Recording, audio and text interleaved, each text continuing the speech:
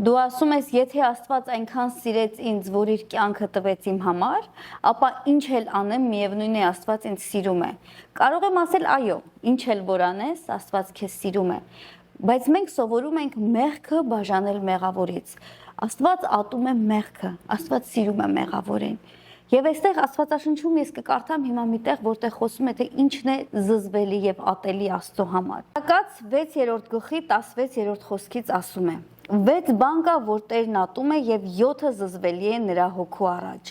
Ամբարտավան աչքեր, ստախոս լեզու եւ անմեղ արյուն թափող ձեռքեր։ Չար մտադրություններ ունեցող սիրտ, դեպի չարություն վազելու շտապող ոտքեր։ Ստեր փչող կեղծ վկա եւ եղբայրների մեջ կռիվ հրահրող»։ Զգուշացիր սիրելիս, որ այս մեղքերը քո մեջ չլինեն։ Զգուշացիր սիրելիս, որ եթե անգամ քեզ տեսնում ես այս մեղքերից մեկի մեջ,